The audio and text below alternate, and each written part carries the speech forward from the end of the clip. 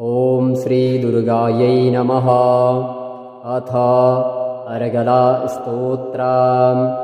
ॐ अस्य श्री अर्गला स्तोत्रमन्त्रस्य विष्णुर्ऋषिः अनुष्टुप्छन्दः। श्रीमहालक्ष्मीर्देवता श्रीजगदम्बा प्रीत्यर्थे सप्तशती पाठाङ्गत्वेन जपे विनियोगः। ॐ नमश्चण्डिकायै। मार्कण्डेय उवाच। ॐ जयन्ती मङ्गलाकाली भद्रकाली कपालिनी दुर्गा क्षमा शिवा धात्री स्वाहा स्वधा नमोऽस्तु ते। जय त्वं देवी चामुण्डे जय भूतार्तिहारिणी जय सर्वगते देवी कालरात्रि नमोऽस्तु ते। मधुकैटभविद्रावी विधात्री वरदे नमः। रूपं देहि जयं देहि यशो देहि द्विषो जहि। महिषासुरनिर्नाशी भक्तानां सुखदे नमः। रूपं देहि जयं देहि यशो देहि द्विषो जहि। रक्तबीजवधे देवी चण्डमुण्डविनाशिनी रूपं देहि जयं देहि यशो देहि द्विषो जहि। शुम्भस्यैव निशुम्भस्य धूम्राक्षस्य च मर्दिनी रूपं देहि जयं देहि यशो देहि द्विषो जहि। वन्दिताघ्रीयुगे देवी सर्वसौभाग्यदायिनी रूपं देहि जयं देहि यशो देहि द्विषो जहि। अचिन्त्यरूपचरिते सर्वशत्रुविनाशिनी रूपं देहि जयं देहि यशो देहि द्विषो जहि। न तेभ्यः सर्वदा भक्त्या चण्डिके दुरितापहे रूपं देहि जयं देहि यशो देहि द्विषो जहि। स्तुवद्भ्यो भक्तिपूर्वं त्वां चण्डिके व्याधिनाशिनी रूपं देहि जयं देहि यशो देहि द्विषो जहि। चण्डिके सततं ये त्वामर्चयन्तीह भक्तितः रूपं देहि जयं देहि यशो देहि द्विषो जहि। देहि सौभाग्यमारोग्यं देहि मे परमं सुखं रूपं देहि जयं देहि यशो देहि द्विषो जहि। विधेहि द्विषतां नाशं विधेहि बलमुच्चकैः रूपं देहि जयं देहि यशो देहि द्विषो जहि। विधेहि देवि कल्याणं विधेहि परमां श्रियं रूपं देहि जयं देहि यशो देहि द्विषो जहि। सुरासुरशिरोरत्न निगृष्टचरणेऽम्बिके रूपं देहि जयं देहि यशो देहि द्विषो जहि। विद्यावन्तं यशस्वन्तं लक्ष्मीवन्तं जनं कुरु रूपं देहि जयं देहि यशो देहि द्विषो जहि। प्रचण्डदैत्यदर्पघ्ने चण्डिके प्रणताय मे रूपं देहि जयं देहि यशो देहि द्विषो जहि। चतुर्भुजे चतुर्वक्त्र संस्तुते परमेश्वरी रूपं देहि जयं देहि यशो देहि द्विषो जहि। कृष्णेन संस्तुते देवी शश्वद्भक्त्या सदाम्बिके रूपं देहि जयं देहि यशो देहि द्विषो जहि।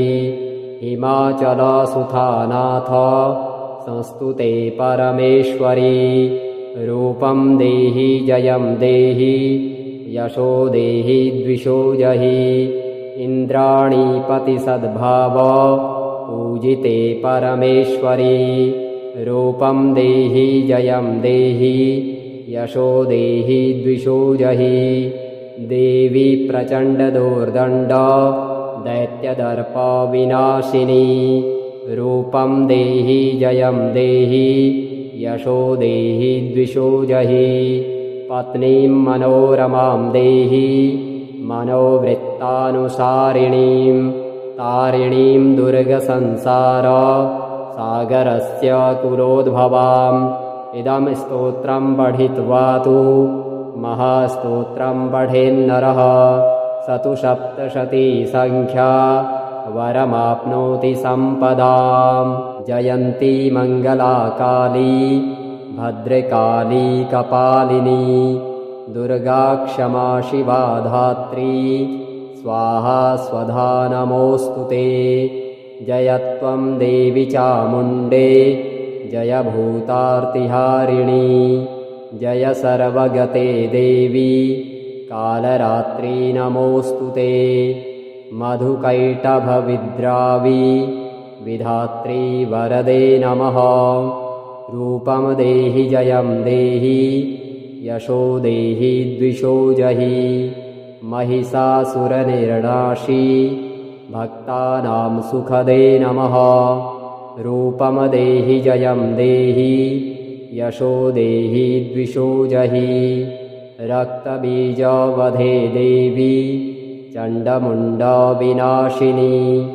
रूपं देहि जयं देहि यशो देहि द्विषो जहि शुम्भस्यैव निशुम्भस्य धूम्राक्षस्य च मर्दिनी रूपं देहि जयं देहि यशो देहि द्विषो जहि वन्दिताघ्रीयुगे देवी सर्वसौभाग्यदायिनी रूपं देहि जयं देहि यशो देहि द्विषो जहि अचिन्त्यरूपचरिते सर्वशत्रुविनाशिनी रूपं देहि जयं देहि यशो देहि द्विषो जहि न तेभ्यः सर्वदा भक्त्या चण्डिके दुरितापहे रूपं देहि जयं देहि यशो देहि द्विषो जहि स्तुवद्भ्यो भक्तिपूर्वं त्वां चण्डिके व्याधिनाशिनी रूपं देहि जयं देहि यशो देहि द्विषो जहि चण्डिके सततं ये त्वा मर्चयन्तीह भक्तितः रूपं देहि जयं देहि यशो देहि द्विषो जहि देहि सौभाग्यमारोग्यं देहि मे परमं सुखं रूपं देहि जयं देहि यशो देहि द्विषो जहि विधेहि द्विषतां नाशं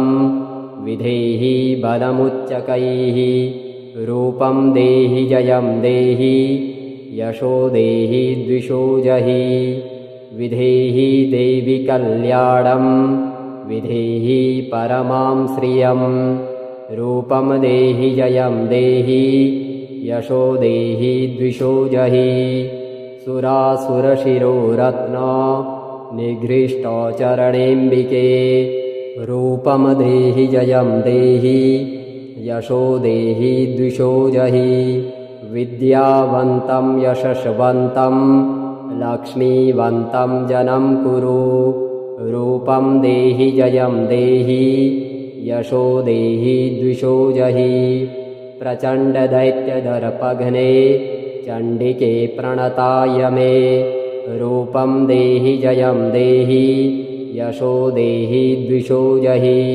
चतुर्भुजे चतुर्वक्त्र संस्तुते परमेश्वरी रूपं देहि जयं देहि यशो देहि द्विषो जहि कृष्णेन संस्तुते देवी शश्वद्भक्त्या सदाम्बिके रूपं देहि जयं देहि यशो देहि द्विषो जहि हिमाचलसुतानाथ संस्तुते परमेश्वरी रूपं देहि जयं देहि यशो देहि द्विषो जहि इन्द्राणीपतिसद्भाव पूजिते परमेश्वरी रूपं देहि जयं देहि यशो देहि द्विषो जहि देवी प्रचण्डदुर्दण्ड दैत्यदर्प विनाशिनी रूपं देहि जयं देहि यशो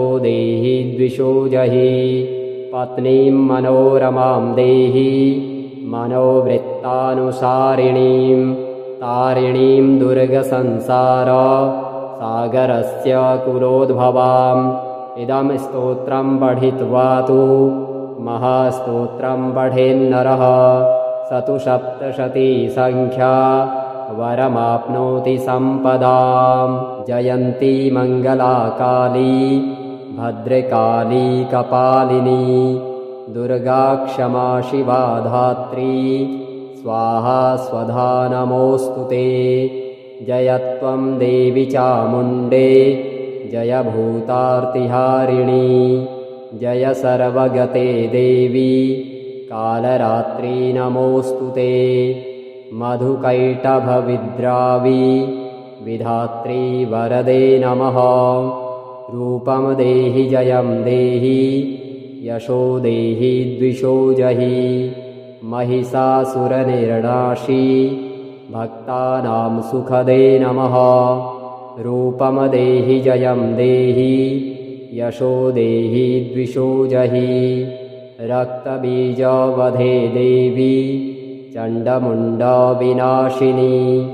रूपं देहि जयं देहि यशो देहि द्विषो जहि शुम्भस्यैव निशुम्भस्य धूम्राक्षस्य च मर्दिनी रूपं देहि जयं देहि यशो देहि द्विषो जहि वन्दिताघ्रीयुगे देवी सर्वसौभाग्यदायिनी रूपं देहि जयं देहि यशो देहि द्विषो जहि अचिन्त्यरूपचरिते सर्वशत्रुविनाशिनी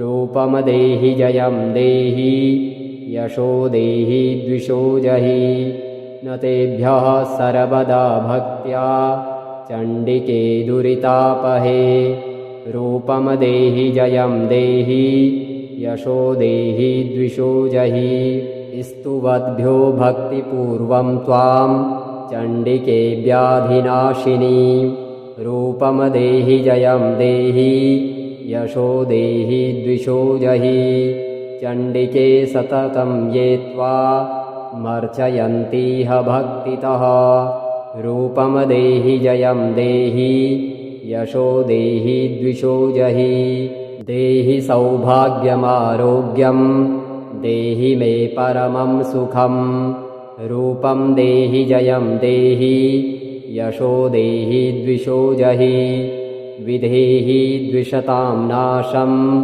विधेहि बलमुच्चकैः रूपं देहि जयं देहि यशो देहि द्विषो जहि विधेहि देवि कल्याणं विधेहि परमां श्रियं रूपं देहि जयं देहि यशो देहि द्विषो जहि सुरासुरशिरोरत्न निघ्रिष्टचरणेऽम्बिके रूपं देहि जयं देहि यशो देहि द्विषो जहि विद्यावन्तं यशस्वन्तं लक्ष्मीवन्तं जनं कुरु रूपं देहि जयं देहि यशो देहि द्विषो जहि प्रचण्डदैत्यदर्पघ्ने चण्डिके प्रणताय मे रूपं देहि जयं देहि यशो देहि द्विषो जहि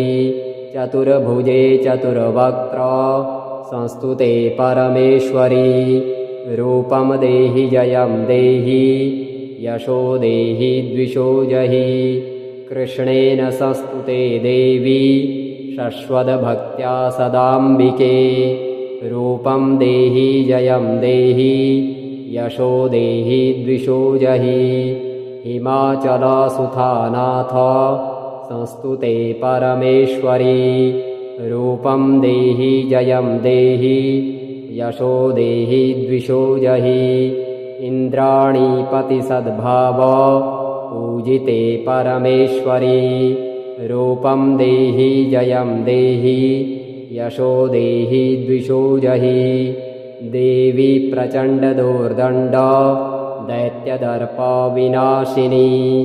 रूपं देहि जयं देहि यशो देहि द्विषो जहि पत्नीं मनोरमां देहि मनोवृत्तानुसारिणीं तारिणीं दुर्गसंसार सागरस्य कुलोद्भवाम् इदं स्तोत्रं पठित्वा तु महास्तोत्रं पठेन्नरः स तु सप्तशतीसङ्ख्या वरमाप्नोति सम्पदाम्।